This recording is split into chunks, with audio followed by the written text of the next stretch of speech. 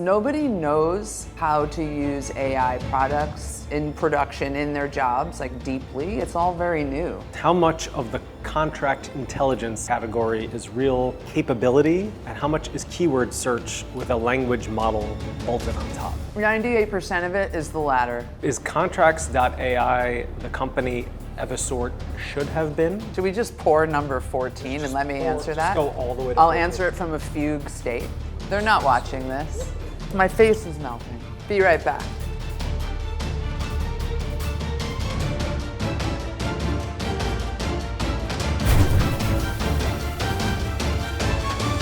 Welcome to the Hot Seat Challenge, the only show in legal where the questions get hotter, the wings get hotter, and nobody leaves comfortable. I'm Peretz. Today's guest cut her teeth on legal ops at Cisco, built the function from the ground up inside Spotify and Netflix, rose to president of the Clock board, then walked away from the top of the profession to build the thing she couldn't stop thinking about. She's the co-founder and CEO of Contracts.ai, a fellow SUNY Albany grad. I mean, for real. And today, she's in the hot seat. Jenn McCarron, welcome. Thank you. Wings on the table. Questions getting spicier from here. Are you ready? I'm ready. I went to college in Albany like you, and we ate wings 4 times a week. We're both SUNY Albany grads, as we just mentioned, doubling down on the SUNY, loving the SUNY tuition. Yeah. So let's start there. What did Albany teach you that Netflix, Spotify, and Cisco never could? I mean, I was a finance info systems major, so I can build a mean spreadsheet and I can write a macro or an Excel formula to do anything. I want to say that wings in Albany don't look like this. They don't mega fry them on the outside to be a wing critic. Your handle is @SavageFridays. Where did that come from, and what does it tell us about how you run a company? My Instagram handle started as Summer Fridays. And a couple of years ago, and Summer Fridays is the concept of in the summer, work gets out early, it's 12 o'clock, let's go, weekend. And a couple of years ago, a skincare brand offered to buy that Instagram handle for me, so I sold that name to a very big skincare brand now, Summer Fridays, and I had to become something else. I'm like, who am I and what will I be on social media? And Savage had entered the vernacular of the time, so I came up with Savage Fridays, and it's the concept of I don't leave the office at 12 on a Friday. We're going hard, and we're going savage mode. And actually, how do I lead the company? Everything I do as a startup founder is in hard mode, meaning I started with building a data infrastructure, not a wrapper product. That's easier to get out into the market. We were very conservative with our early hiring, which is very hard when you're building a data platform. And we go really hard and we attract Fortune 500 or 100 customers, and it's definitely savage. You spent nearly 6 years on the Clock board. That's a long time, ending as president. And then you walked away to build. What was the moment you knew you had to leave the room and build the thing yourself? Cheers. Cheers. Sweet. Bro. Not at all spicy. Guys, push over. I started building in stealth on weekends with my co-founder, Funny, a couple months before I left the Clock board. And we got the platform to extract everything from a contract PDF. I was like, cute. Legal will love this. Legal ops needs this. It got really good, really accurate. I didn't think I would leave or do anything more. And when he came back one weekend, he's a fintech engineer, mind you. So ex-Google, fintech guy, implemented SAP more than I implemented CLM. That's a lot of implementing. And he comes back on a Monday, he goes, look what I have the agent doing now. And it matched to an invoice, a contract to an invoice, and then it reconciled contract and invoice. And it did a financial forecast, meaning the AI can do math from words. And that's when I was like, oh wow, this is a bridge to something. I've never seen anything like that. And we know from the legal ops world, what some of the most asked questions and important stakeholders and customers are finance folks inside the company. So a light bulb went on and I resigned a few months later. And I also knew that Clock was in a really good place for me to leave. We had put in a new leadership. We had rewritten a lot of Clock, like the governance of the board, and just structured this thing to last and to be different than when I got there. And so I knew it was in great leadership hands with Oyango Snell, and we brought a whole new board on as I was leaving, and it was the right time all around to step off. Sounds pretty savage. It was pretty savage, I think so. I don't know how savage I will last on this lineup here, but we'll see. You've said a product isn't real until customers tell you it hurts. I think a lot of us feel that pain from tech every day, right? What's the most uncomfortable thing a customer has told you about contracts.ai so far? We have a customer now who we just took live in the pilot, a couple thousand contracts on the platform. Oh wait, I should do this. Sauce. God, like aggressive. Excited with that sauce. Ooh, I could smell the spice on this one. It's a little pineapple habanero, I'm going for a pineapple serrano. I'm going for a new wing, so it looks beautiful. And I'm a winger, not a drumsticker, just saying. Two types of people in this world. So if you're not uncomfortable from the sauce already. No, it's still mild. Okay. Tasty. So a customer's live now. They have several thousand contracts on the platform. We've spent weeks implementing and setting up the environment and getting them going. We have a weekly touch point, and I got an email last week from the champion of the rollout at the private equity company, and she says, I have some feedback for you, and it's the customer has no idea what to do now. They're in, but it's data. A few workflows are working. You need to write a book, basically a playbook, the guide on how they actually think about using this. And as I'm falling asleep every night since this email last Thursday, my brain is trying to draw this. Nobody knows how to use AI products in production in their jobs, like deeply. It's all very new. And so you roll out an AI product and they're like, cool, now what do we do? And we're not sure, and we need you to think up the 10 ways that we as procurement professionals will use this. And I'm like, be right back, figuring out procurement professional workflows. That sounds like that would keep me up at night. It is. Which is why you are I'm underslept right now, yes. So this could all go extremely off the rails. Gonna go. And it'll be great for the LinkedIn algorithm. We're entering the danger zone here. Your whole thesis is that legal and finance don't talk to each other. And we've seen that inside companies. So whose fault is that? Is that legal's fault or is that finance's fault? They speak different languages, and I don't know if we can ascribe blame to anyone. One speaks in words and structuring and crafting deals. Cheers. Cheers. That is a weird cross. At the risk of sounding like a LinkedIn post, that is a weird intersection of cinnamon and habanero. Oh, man. Kind of like where all of our careers sit at, the intersection of, woo! Legal speaks words, finance speaks numbers and spreadsheets. So is anyone at fault? I think I'm a Libra. I'm gonna give them 50-50. They're each at fault for not trying to learn the workflows of the other and find this integration layer. But at the same time, I always say, like, legal shouldn't be burdened with having to translate all the financials into data for downstream systems. They're not incentivized to do that. Legal is incentivized to go back to the beginning and draft or craft the next deal and just get throughput of amazing business going. So there haven't been enough incentives to make them all speak the same language. And I wonder if that's where AI companies will come in and try to bridge. We want to ask you the really tough questions today. Okay. Did you call my old boss? We did not. Okay. So you toured in indie rock bands Oh, wow. as a bass player before legal ops. Yeah. And you still score films today. I do. I also did just learn that you are an avid YouTuber. Yeah.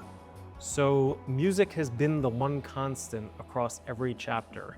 What does it teach you that building a company can't? Good question. Do we need sauce in a I new guess way? we need sauce. Yeah, I guess we need sauce. Okay, I'm awake. I see you. I'm awake. There's something about the process of learning music or playing the bass guitar, learning an instrument. There's so much repetition. And when you start a practice session, you're bad and you get better over time. And I'm glad to have many years of that and many ups and downs of that, where I let it go, it came back, or I put the bass down and did another form of writing on a different instrument or a score. Because it teaches me that I'm really bad at something and I can get better if I can be in the process of. And that is not, I think that applies when you're building a business, but when you're building a business, it's a lot more, I don't know, linear thinking and the other side of the brain and logic, and you want it to flow in a different way with a different kind of logic. And some of this is just rote repetition, reps. And some of this too is illogical. Like you play an instrument enough and then all of a sudden one day you step up to the need of the song or the moment and you play something and you have no idea how that even happened. So it's like a bit magical, a bit illogical, and I'm glad to have that in the creative wonder because I can try to bring that into the startup process, which I do a lot, until I have to do a spreadsheet and an operating plan and a revenue forecast. But you know, that finance major comes in handy. So you implemented dozens of CLM systems before deciding to build your own. Two truths and a lie, that one's true. That is true. So name the one thing every CLM vendor promises and none of them deliver. And we're gonna deliver some hot sauce right now. Let's do it. Oh God. Our things are getting orange. What a jerk hot sauce. This one looks... If it comes from the land of the jerk chicken, I'm toast. We're toast. Thank you, please. I'm waiting for the spice to hit. This one's not hitting. Maybe it'll arrive mid-question. CLMs sold a dream and a vision after the signature process. Take the data into the enterprise, take the data to finance, take it to any other systems. And it was all possible. But to really make that happen, we in the legal ops or tech teams had a lot of integrations and integration, tech mapping, data we were the secret sauce, not the CLM. You build a connection like that and you need someone in the tech team to monitor that connection. And it's still very manual a process. And they also promised that people could find things in the repository once it was live. And wholly untrue. No one can find anything in a CLM day one on go live. Or if and only if your legal ops team or your implementation, you're right, factored for hundreds of data points in a very expensive tagging process across thousands of documents. So a lot of post-signature vision and dreams not realized. I think they did a good job with some intake and some workflow stuff.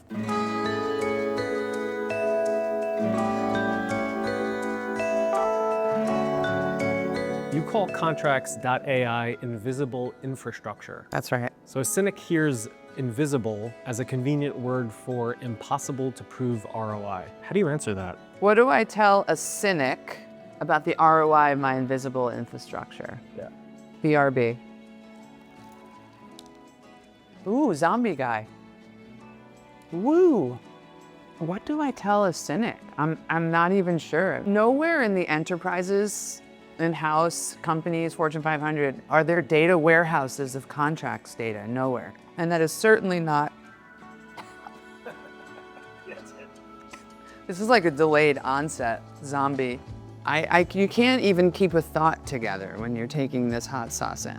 It's hard to prove ROI for a new idea and a new type of infrastructure, and it's invisible, meaning we turn it all to data, but we want to send it everywhere in the enterprise where it's needed in those enterprise systems and workflows. So if I come down to straight numbers ROI, I'd say look at the number of the sheer breadth and depth of fields being tagged.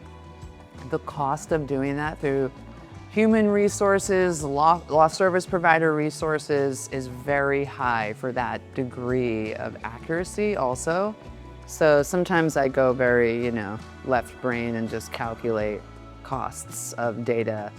But it's interesting, people don't even know that that level of data is possible because the cost has been prohibitive to get to that depth and breadth. So I paint them a little picture. You all right? I'm okay, I'm fine. I'm fine, really I'm fine. You built AI contract technology at Netflix alongside your friend Jerry Ting, who went on to found Evisort, the company that Workday bought. That's right. And you're competing in the space that he helped define. So is Contracts.ai the company Evisort should have been? That hits pretty hard. Yeah, should we just pour number 14 and let me answer that? Just go all the way to I'll 14. answer it from a fugue state. They're not watching this. Yep. Also just kidding. Is Contracts AI the product that Evisort should have become? Is that the question? That is the question. All right, let's hit this. Let's hit this. Actually, very flavorful, spicy. It's not, I'm gonna just bite my tongue. It's coming, it's on the way. It's on the way. It's like a CLM implementation. You start it and then it just comes back around a while later. In some ways, yeah.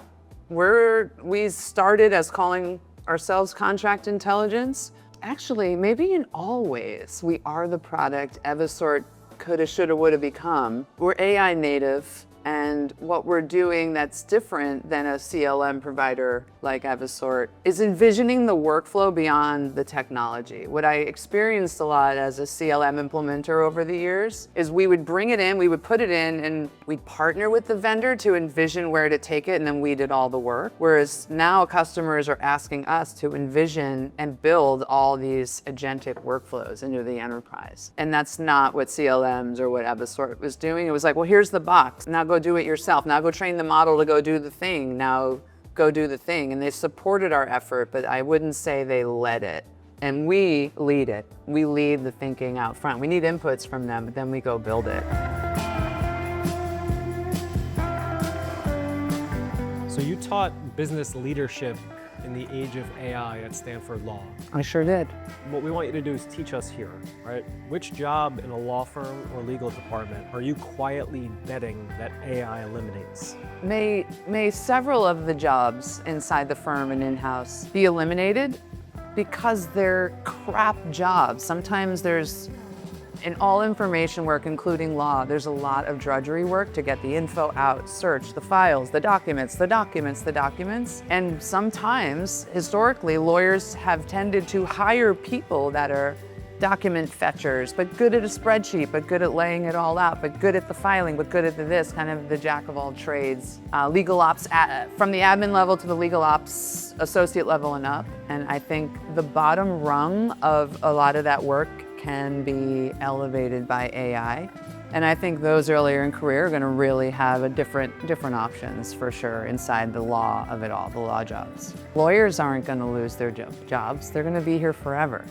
We're people, we're gonna mess everything up. You know, the thing that's interesting to me, and we're experiencing this inside a law firm right now, is, how do the young lawyers learn, right? And that's, because they have to understand prompt engineering, and they have to understand what it is to get the answer out of the model that they want, and then how to work with that to produce a product that clients want. So it's very interesting in the way that it's all evolving. Yeah, I think the big question is, how will they build their sense of judgment?